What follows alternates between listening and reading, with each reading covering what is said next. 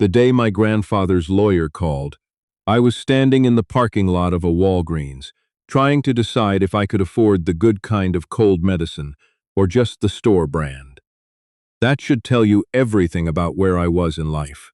My grandfather, everyone called him Pop, had died 3 weeks earlier, quietly, the way he'd lived. A neighbor found him sitting in his recliner with the television on, a cup of coffee gone cold on the side table. The coroner said he'd been gone for almost a day before anyone noticed. That detail still gets me, even now. That a man could leave this world and nobody knew for 24 hours. I hadn't seen Pop in almost 2 years. We'd talked on the phone, sure, short calls, mostly him asking if I was eating enough, me lying and saying yes. He was 78, still living alone on the same property outside Medford, Oregon, where he'd raised my mother and her brother. 40 acres of timberland and the old farmhouse he'd built himself back in the 70s. I always meant to visit more. I always told myself there was time. There wasn't. The lawyer's name was Hargrove. He had one of those calm, measured voices that made you feel like whatever he was about to say had already been decided, and your feelings about it were kind of beside the point. "Your grandfather left the property to you," he said. "All of it. The house, the land, the outbuildings." I stood there in the Walgreens parking lot with the cheap cold medicine in my hand and tried to understand what that meant. "What about my uncle?" I asked. Mother's brother, my Uncle Russell, was the kind of man who kept a running tally of everything he believed he was owed. He and Pop had barely spoken in years, but I couldn't imagine he'd just quietly accept being left out. Hargrove paused. "Your grandfather anticipated that question. He left a letter for you. I'd suggest reading it before you speak to any other family members." I drove to Medford that weekend. The house sat at the end of a gravel road that wound through Douglas firs so tall they blocked out most of the sky, even in winter. I'd made this drive 100 times as a kid, and the feeling of the trees closing in around you never changed. That specific kind of quiet that only exists deep in timber country, where sound just seems to get absorbed before it can go anywhere. The house itself was smaller than I remembered, the way childhood places always are. A 2-story farmhouse with a covered front porch and cedar siding that had gone gray with age. Pop's old Ford pickup was still in the driveway, a layer of frost across the windshield. His firewood was stacked neatly by the side wall, more than enough to last another full season. He'd been planning ahead, right until the end. I sat in my car for a long time before I went inside. Hargrove had mailed me the house key along with a copy of the will and the letter. The letter was handwritten, 3 pages in my grandfather's careful slanted cursive, the kind of penmanship they don't really teach anymore. I'd read it twice before leaving home, and I read it again sitting in the driveway. Pop wrote that he'd made his decision about the property a long time ago. He wrote that he trusted me in a way he couldn't trust Russell, and that I'd understand why once I'd spent some time at the house. He wrote that there were things on the property that needed to be handled carefully, and that he'd left me instructions inside. Not with Hargrove, not in any official document, but somewhere I'd know to look. "You always found the Easter eggs first," he wrote, near the end. "Even when your mother hid them on the roof." I laughed out loud at that, alone in the driveway, and then I sat there for another minute, feeling the specific weight of missing someone who was already gone. Inside, the house smelled like him. Wood smoke and coffee, and the faint mineral smell of the well water he'd always refused to put through a filter. I stood in the front hallway and just breathed it for a while. I found the first note in the 3rd place I looked. Tucked inside the spine of a water-stained field guide to Pacific Northwest birds that sat on the shelf above the fireplace. Pop had always kept field guides. He said you should know the name of every living thing in your backyard. The note was short. It said, "Workshop. 2nd drawer from the bottom, behind the green tackle box." The workshop was attached to the back of the house, accessible through a door in the kitchen. It smelled like machine oil and sawdust, and the particular cold that settles into concrete floors in the Pacific Northwest winter. His tools hung on pegboards with painted outlines so you always knew exactly where each one went. He'd built the workshop himself in the mid-'80s. My mother used to say it was the most organized room he'd ever lived in. I found the tackle box. Behind it in the drawer was a manila envelope with my name on it. Inside was a single sheet of paper, a hand-drawn map of the property. Pop had been meticulous. The map showed the house, the workshop, the old equipment shed down the hill, and the tree line. But there was something marked on it I didn't recognize. A square, about 200 yards into the trees, slightly uphill from the dry creek bed. Written next to it in his handwriting were the words, "Grandfather's work. Handle with care."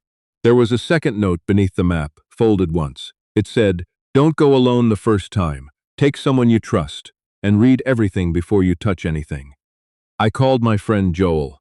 We'd been close since college, and he was the kind of person who, when you called him and said, "I need you to come help me with something in the woods, and I can't fully explain it yet," just said, "When do you want me there?" He drove down from Portland the next morning.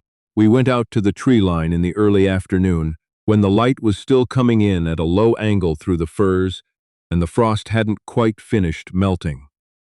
I had the map, a flashlight, and my grandfather's old compass, which I'd found hanging on a hook by the workshop door, right where it had always been. The walk took about 15 minutes. The ground was soft and wet from recent rain, and the trees were close enough together that even in winter they blocked most of the wind. Neither of us talked much. There's something about timber country in January that makes you feel like you should keep your voice down. We almost walked past it. It was built into a low rise in the hillside, facing away from the house, completely hidden by the way the terrain folded around it. A small concrete structure, barely the size of a garden shed, with a rusted steel door set flush with the hillside. Moss had grown over most of the concrete. Vine maple had come in around the sides, half burying the walls. If you weren't looking for it, you would never have seen it. "What is this?" Joel asked.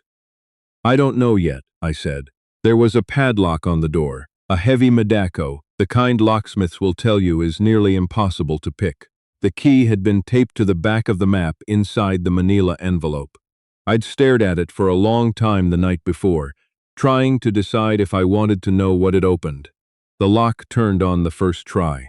The door swung outward, heavy and slow on its hinges, and a breath of cold, slightly metallic air came out from the darkness beyond. I stood there with the flashlight raised and felt the specific weight of a moment you can't take back.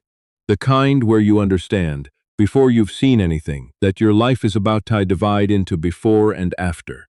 Inside was a single room, maybe 12 feet by 15. The walls were bare concrete.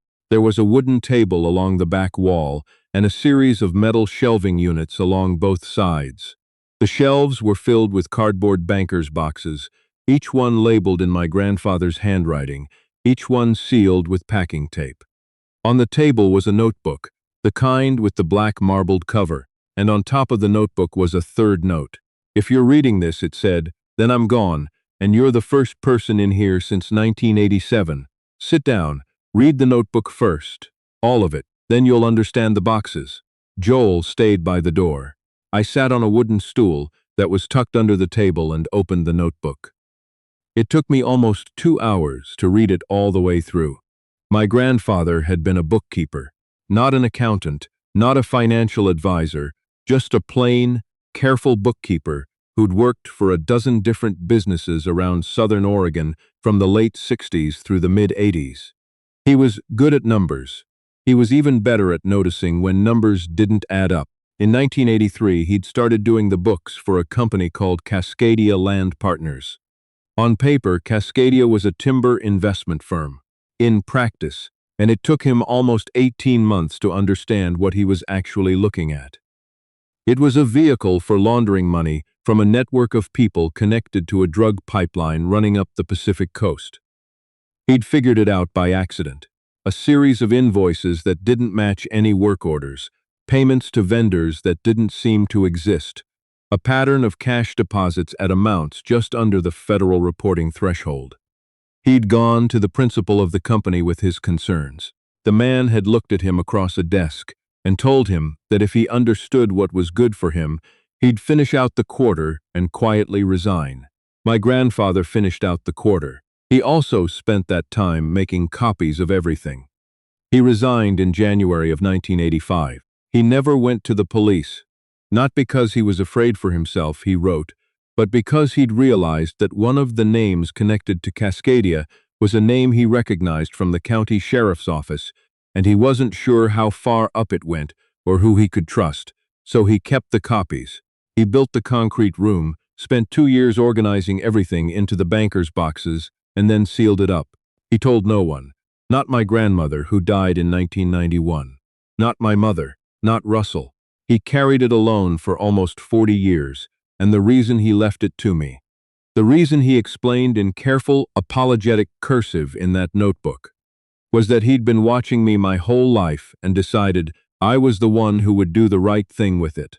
"I'm sorry for the weight of this," he wrote, near the end of the notebook. "But I didn't want it to die with me.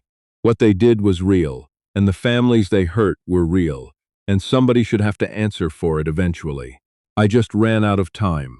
I sat there in that cold concrete room for a long time after I finished reading. Joel was still in the doorway. He'd figured out by then that this was serious, and he'd stopped asking questions. "I need to tell you what's in here," I said finally, "and then I need you to help me think through what to do." So I told him.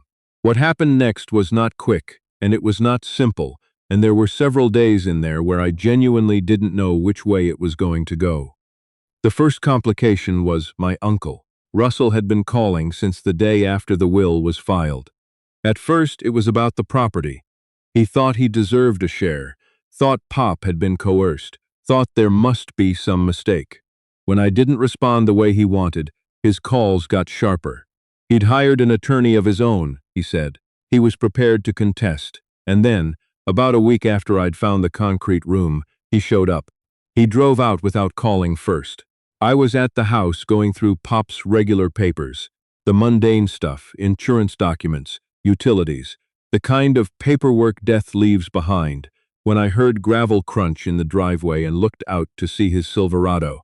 My Uncle Russell was 56, broad-shouldered, with the particular look of a man who'd been athletic in his 30s and not adjusted his self-image since. He came to the front door and knocked like he owned the place. "You can't be out here going through the property without notifying me," he said when I opened the door. "I'm a party to the estate." "You were specifically excluded from the estate," I said. "The attorney made that clear. That's what we're contesting." I let him inside because it seemed better than arguing on the porch.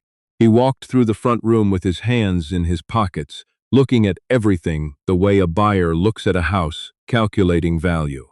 "Pop left me out for a reason," I told him. "You know that." "Pop was a stubborn old man," Russell said. "He made up his mind about me 30 years ago and never revisited it. There were things I knew about my uncle that I'm not going to go into here, not because they're not relevant, but because some of them aren't mine to share. What I'll say is that Pop's assessment of him wasn't arbitrary, and the reason he'd structured the estate the way he had made more sense once I understood what was in the concrete room, because some of the information in those bankers' boxes touched on people Russell had been connected to. Pop had known. Pop had watched and waited and decided, and he'd left me his 40 acres and his life's secret and trusted me to be smarter about it than he'd been able to be. I didn't tell Russell about the room.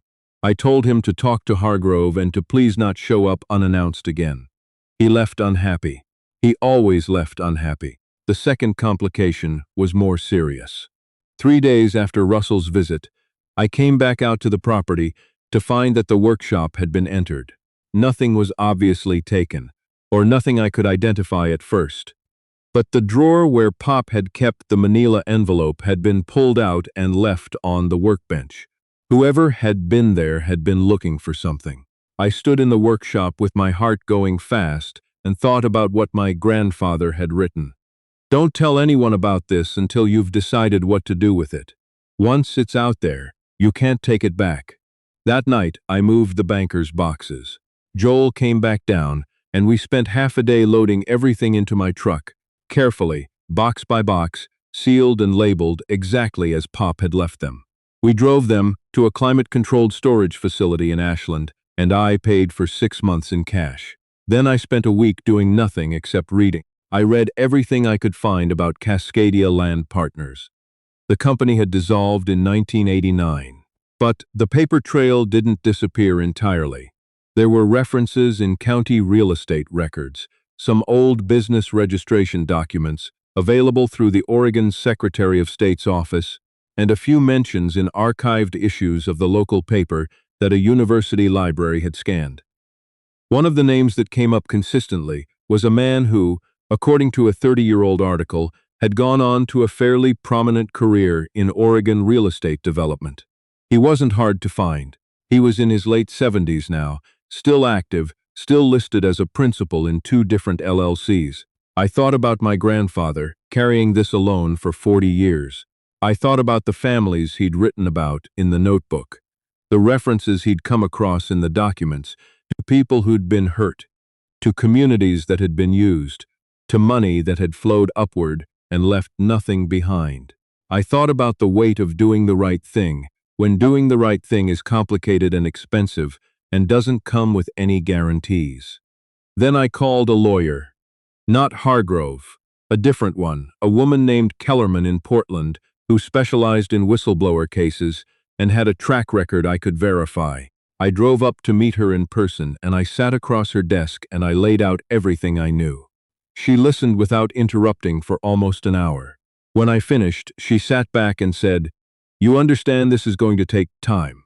"I understand," I said, "and that there's no guarantee of outcome." "I understand that too, and that the moment you file this, it becomes a matter of record, and people who have spent a long time believing this was buried are going to know it isn't." I thought about the workshop drawer, pulled out and left on the workbench. "I think they might already know," I said. Kellerman nodded slowly. "Then we need to move carefully, and we need to move soon." What followed was 3 months of the most meticulous, painstaking, slow-moving process I've ever been a part of. Kellerman worked with a contact at the FBI's Portland field office, someone she'd worked with before and trusted. The banker's boxes came out of storage and went into the hands of people who could actually evaluate what was in them. There were moments when I doubted the whole thing, moments when Russell's lawyer sent another letter, and I'd sit at my kitchen table at 2 in the morning and wonder if I was making everything harder than it needed to be, if I should just take what the property was worth and walk away from the rest. Nobody had asked me to do this. Pop hadn't demanded it. He'd just asked me to read everything and do what I thought was right. But I kept coming back to one thing. He'd spent 40 years keeping those boxes. 40 years in that concrete room, sealed and silent in the trees. He hadn't done that because it was easy. He'd done it because he believed that what had happened mattered, and that truth doesn't stop being true just because nobody's paying attention to it. I didn't feel like I could look away from that. The property went to arbitration over Russell's challenge. Kellerman referred me to an estate attorney who made short, efficient work of it. Pop's letter, his documented reasons, the clear language of the will. Russell got nothing. He stopped calling after that. The Cascadia investigation, as far as I've been able to follow it, is ongoing. I'm not a principal in it at this point. I handed over the documents and answered every question they had and then stepped back. That's how it works. You give it to people who can do something with it, and then you wait. What I kept was the property. I go out there most weekends now. I've been cleaning the place up slowly. Not renovating, just tending. Stacking wood the way Pop stacked it, keeping the workshop organized the way he kept it. In the spring, I'm going to repair the porch railing and see about the gutters on the north side of the house. The concrete room is still there in the trees. The door is locked. The Medeco key is on a hook in my kitchen, and I've been trying to decide what to do with the space. Part of me wants to fill it in, let the vine maple have it back. Part of me thinks there's something important about leaving it. A reminder that things hidden in the earth don't always stay hidden. Pop never got to see any of this. That's the part I have to sit with. He spent 4 decades carrying something heavy and careful, and he died before anyone could do anything about it, and all he could do was pass it on and trust that somebody would follow through. I like to think he knew I would. I like to think that's why he chose me. Last week, I was standing on the back porch just before dark, watching the firs go black against an orange sky, and I thought about the note he'd left in the field guide. You always found the Easter eggs first. I could hear his voice in it, dry and quiet, the way he always was, with the humor underneath that you had to be paying attention to catch. He'd been watching. All those years, he'd been watching, and he'd decided something about who I was. I'm still figuring out if he was right. But I'm standing on his porch, and I'm taking care of his land, and the truth he kept is no longer buried in the dark, and I think that's probably close enough.